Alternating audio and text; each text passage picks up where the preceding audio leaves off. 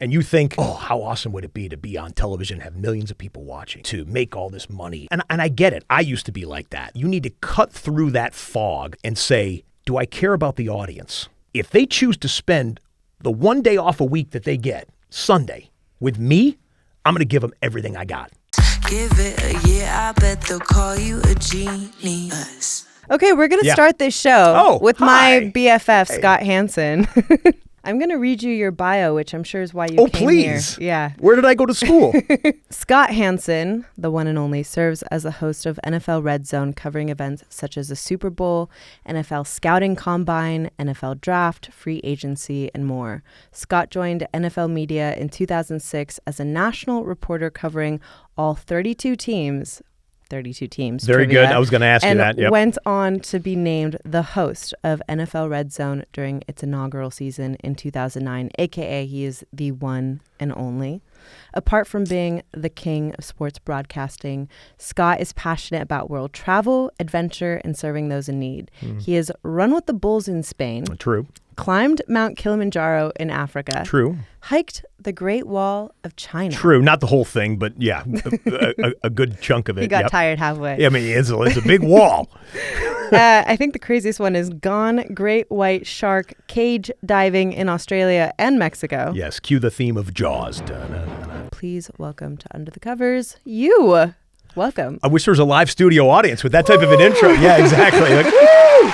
Great to be with you, girlie. Yeah. Great to be with you. So happy now, you're here. do you interview a lot of your friends that you do have a personal Everybody's my relationship friend. already? Yes, that's true. That's You true. have never not met anyone who's not a friend. That was like a triple negative in there. I don't know how. Cut the small talk. Yeah. We're here for the real talk. Let's go. Let's go. I was curious about the genesis of you and this role. Was there a board meeting where they're like, we need somebody who cannot pee? Or was that just like you got so into the game that you didn't pee and they're like, can you do that again next week?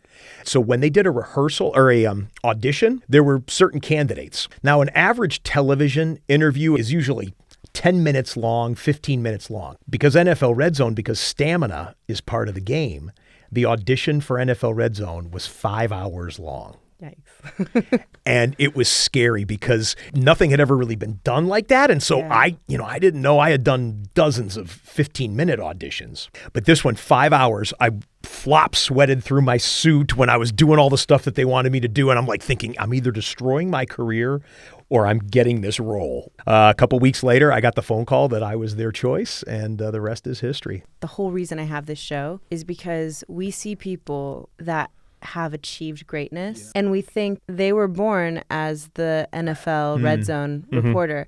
But actually, at one point there was a little kid and at one point there was an audition. How did you get to that spot in the first place? And was it based on skills? Like, do you just happen to know more about football than every other human in the world? You probably do.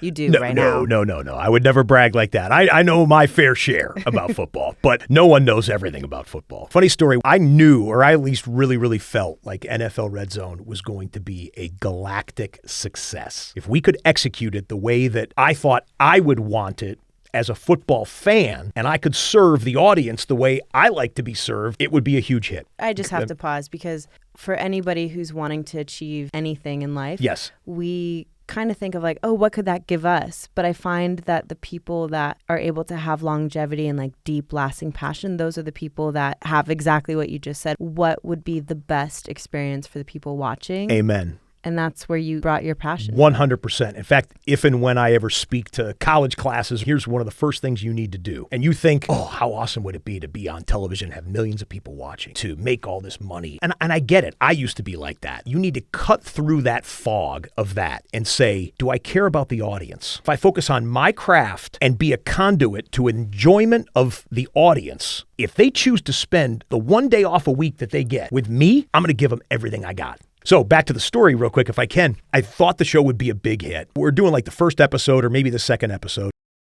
I said, hey, Mom, they named me this host of this new show. You got to watch it. It's awesome. It's fast paced. It's like it's made for me. Like, watch it and see what you think. She watches. And I call her up after the show. I says, hey, Mom, what'd you think? She goes, Scott, you act like I haven't seen you do this your whole life. I'm like, Mom, what are you talking about? This is a brand new show. You don't remember when you were 12 years old? You used to turn on the TV in the living room and put on a football game, and then you would drag Dad's TV from his den into the family room so you could have two TVs right next to each other. You could find a game on the radio, and you'd have a magazine and a newspaper that had, football stats, and you had your football card. It really hit me. I was like, wow, Mom, yeah, you're right. I guess so. That's the impetus for it, and then the rest is hone your craft constantly, get better all the time. And the best biographies, they talk about when I became world famous or I became super wealthy, I never felt like I had arrived. And I always wanted to get better and always wanted to just be a little bit better each day. And I take those people's story as inspiration to say, I want to get better every single day, every single show, every single hour within that. Damn. All right, sorry for going on so long. There's so much I want to talk about. That's sorry. Fascinating. When you're talking about you as a child doing the thing that you're doing now, yeah, I have the exact same story, which is like I never thought I could be a singer.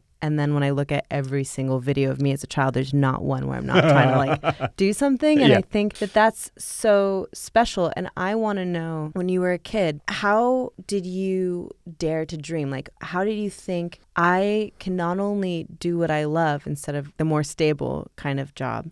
Well, as you pointed out, I've loved football my whole life. Now, of course, I was a player earlier on in my younger years, and I thought when I was 8, 10, I'm going to go play in the NFL. And I was a good football player. I was great in grade school. In junior high, I was very good. In high school, I was quite good. But then by about mid-high school, it was like, yeah, you're not the 1/10 of 1% of football players who can actually get paid to do it. How did you grapple with that as a Oh, it was tough. When the biological reality is, no, you're not going to be that. This is where your physical limitations are. I didn't want to acknowledge it. I wasn't as in touch with my feelings as I am now. I sublimated, and then I pivoted, I guess. Let me get this straight.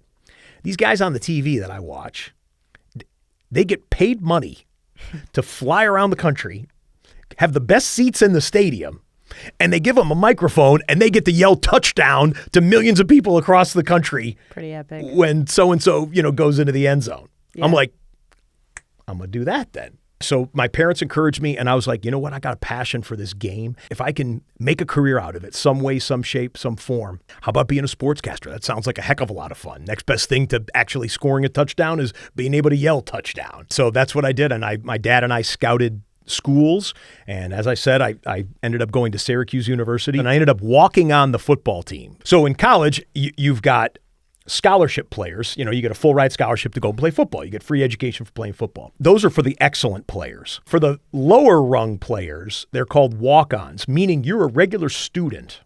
And if you can make it and hang and be one of them, you get to have a spot on the team. And 5 of us were walk-ons. And you got it? And I was Damn. one to get that part. Yeah. I got the technical broadcast education that Syracuse provided, but I also was inside of a major football team and got to experience the internal workings of that and what it's like to be an athlete, what it's like to be a coach at a high level, not the NFL level, but a high level. And that really springboarded me into what I do today and what I did in my early years of my sportscasting career. If you take a step back and you have your teammates' perspective on you from when you were in college, do you think that they would think that you are who you are now because you were the most obsessed?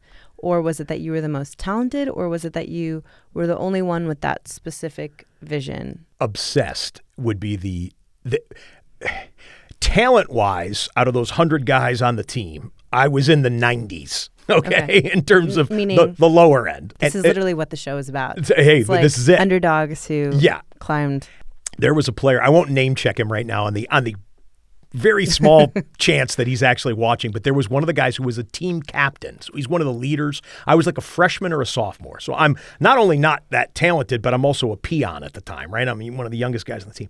We're all exhausted after practice, and guys are just like laying around the locker room, just waiting the time till the next practice begins. And he looks over at me and he says, Hanson, let me get this straight. You're doing this for free? He was a scholarship player. And it was just like he was bewildered and almost disgusted because he knew the answer. He knew I was a walk-on, right? Yeah. Like I could be out drinking beer or whatever in the college bar. I was allowing my body to get beat up and go through all the tough stuff that college football players have to go through because I love the game. What do you think have been the biggest sacrifices you've had to make to achieve what you have right now? You want them alphabetically or chronologically? Either way. I get my first TV job, and I would have moved anywhere in the world to get the job. In those days of sportscasting, there was no internet where you could just have your own show in the middle of, some room in your house with your own microphone, your own cameras. It was you had to go to an ABC, NBC, or CBS TV station, right? Wow. And go do the weekend sports on the 11 o'clock news, that type of stuff. And sometimes I feel like those doors are not openable. You can't very just difficult. knock on the door and it's say, extremely who wants to be a pop star? Who wants to be on television? There's a line out the door and down the block and around the block, right? It's very competitive, so breaking through is the hard thing. So to make sacrifices, I'm like, I'll move anywhere. I'll work any days you want me to work. I'll work any hours you want me to work. I'll do any type of job you want me to work. I'll take whatever salary you want to give me. wow. So the first thing was, people think, oh, yeah, you're a millionaire, you're on TV, and stuff like that. My first job, my annual salary was $15,000. That was what I was paid for the whole year of being on television. And I would have done it for $14,000, to be honest with you. Yeah. Was there a chance that you could have put in all that work and then not upgraded? Sure. There were people that I saw in my career on my way up who either stopped doing it, like they gave up their television dream. I could have and would have, I hope, have a great, fulfilling, successful life, whether or not I made it to hosting NFL Redzone or not. But it was just, I definitely had that ambition, and especially in my younger years, right out of college, where I was like, no, this isn't my landing spot. Did you feel like you had to prove yourself and maybe people didn't believe in you? Oh, yeah. Really? You want to hear a good story? Yeah, tell me. I've known you for years, but I'm like, my jaw is dropped. Okay, you're gonna like this one. Before I got my first TV job, I was applying to every job that I could possibly find. This was pre-internet. And not only TV, I was like, I'll do radio. The radio submissions, you put a resume in, a paper resume, like any job, but you'd also put in your own work. Well, back in the day, we had the old audio cassettes, right? Whoa. So right. Google it, kids. It's the old audio cassettes. So I submitted a tape to get a sports talk radio job. So it was just my voice, and it wasn't as I was going to say, your voice is so coached. Your talking voice is so I guess it's pretty great. Polished by now, but this is So years. So I was a little more up here back then when I was probably putting on this demo reel, Yeah.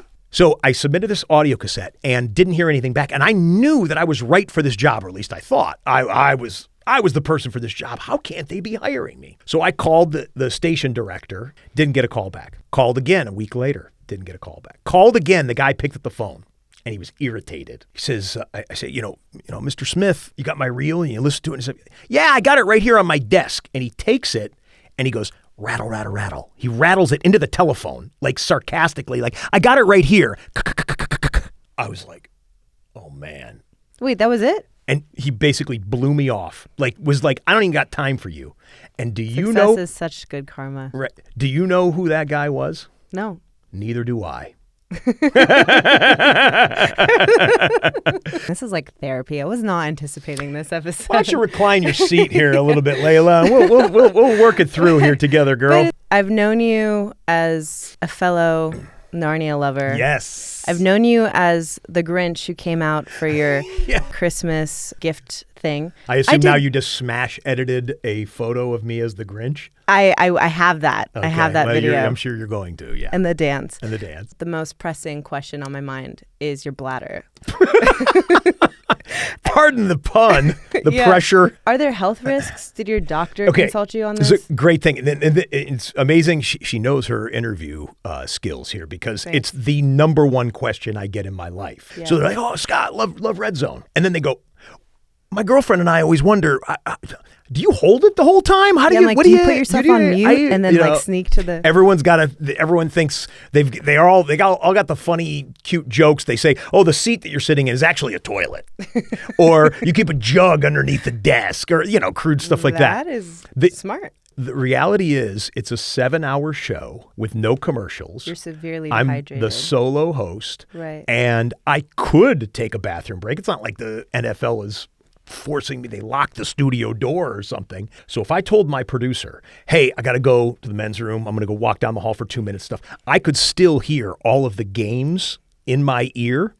And I am convinced if I give in and go take a bathroom break, the greatest touchdown in the history of the NFL is going to occur, and I'm going to hear it in my ear, and I'm going to be washing my hands. Like, I just missed it. It's the greatest touchdown in the history of the world, and I will not let myself miss. Damn. The way you love your audience is the way I love my audience, and if a biological sacrifice has to be made, I can do it. I do want to know what you know about NFL football. How many yards is an NFL football field? This is hilarious. 50 yards, because I just used that expression today with my dad. You were half right. It's 100? Yes, because if the 50-yard line is the 50-yard line in the middle of the field, Shit. there's 50 going this way, there's 50 going that way. The latest Super Bowl halftime show was just announced. Who is it, Cardi B? No, it's Rihanna. You know you're famous when you haven't put out an album in a decade and you're performing. Right? Yeah. Wait. I've never seen a halftime show. I know. It's like some people watch Am the I Super even Bowl American? No, are you? Yes. I could talk to you forever. I want to I get know to we- my I next know. section, which is Oh, yeah. rapid fire questions. Oh, yeah, I love it. Let's go. Yeah. One sentence or less. Do Ready? I sound like a person who can talk in one sentence and that's it? Not really. Leila, I'm killing you over here. I know. Okay, go. One sentence or less. Career highlight. Hosting NFL Redzone. Favorite player. Tom Brady. I was going to say other than Tom Brady. He's the GOAT. And he watches NFL Redzone Ooh. when he's not playing on an He's a NFL fan. Redzone. He told me he is. Favorite Super Bowl performer. Tom Brady. No. Performer, like singer. Well, you got to understand here, Leila. When you say performing in the Super Bowl, my mind goes one place. Yeah. Your mind goes another. First thought you have when you wake up on game days. Let's go. Let's do this, man. People are counting on you. Let's go. What's something under the covers that most people don't know about you? I'm a church guy. Yeah. I'm a church guy. But people might know that because I put occasionally Bible verses and stuff on my Instagram and Twitter and whatnot. Also, probably one of the most humble, genuine human beings I've ever met. Like I've known him for years and I didn't know that. You're just saying that. No, it's Come on, amazing. stop. You said you're really good at multitasking. Try to. You know how people can like pat their head and Rub their tummy? Yeah. We're not going to have you pat your head. I could do that, but I'm not going to show off. But we're going to have you go like this and answer some of these questions at the same time. Sure. Do you think you fall in love easily? Why or why not? Yes, I'm a passionate guy. I fall in love with ideas, concepts, philosophies, not just people. Okay. What parts of yourself do you see in me? These are very personal questions. What parts do I see in you? I mean, passion, inquisitiveness. I love that I was born in the Google age, that I can look up whatever I want. For instance, how to switch to a different hand here in the middle of a sentence because my one finger was getting tired of snapping. This is the last question. What is the most unexplainable thing that's ever happened to you? This is like a metronome, like counting down the time. I rented a movie, and that ignited my relationship with Christ. So a movie, a VHS blockbuster video rental movie was the thing that God used to... One of the things that God used to draw me to himself. And I think that was inexplicable. I'm a little disappointed in you right now because I was expecting like an ovation or like some kind of you know what? That was some type of support. Pulling up your next game, but. Yes, exactly. You're already on to the next thing. I'll do this. I'm going to judge your interview skills now. Okay, I'm going to ask you a couple trivia questions regarding football. I can give you the options, but if you can get it without them, then. Who was the first player drafted in the first NFL draft in 1936? Oh, wow. Okay. I better be right. Jay Berwanger. Yeah. Yeah. Oh my God, he's an option. Yep. You got it right. Oh, you didn't even know? No. Like, you don't know the answers to your own question? I'm It was cheating. Jay Berwanger. I believe his story was he asked for a bunch of money. They wouldn't give it to him, or what was a bunch of money back then. So he said, okay, fine, I'm going into the Army. And I think he joined the Army and never What? played. Yep. In 1993, what NFL team made offseason trades for Joe Montana and Marcus Allen? If you know this, I'd be shocked. But Well, it was Kansas City Chiefs. Yeah. I think you got that. You got that right. Well, thank you. What? Who are you? Yes. Okay, last question. Mark Allen came from the Raiders, who's actually a friend of mine. And not the name drop, but sorry, that was bad. Tom Cruise told me never name drop. He has his job because he earned it. Let's just say. Thank you so much for being under the covers with me. Too. Hey, if you just happen to dip in on this episode with her, stick with this girl. Stick with this girl because she's going to have all different types of people in this seat over here. Yeah. And you're going to learn stuff about them that will inspire you, undoubtedly. You're the Great best. to be with you, Leila. Great to be with you. Hi, my name is Leila Pari, and you're watching Under the Covers, my show about the risks taken, the mountains climbed, and the victories behind some of the biggest game changers shaping culture and entertainment today. Jeremy Fall. Yes, chef. Max Lugavere. Mari Llewellyn. It's me. Glenn Coco. Drum roll. Graham Bunn. Scott Hanson. Greatest intro ever. Give it a year, I bet they'll call you a genius.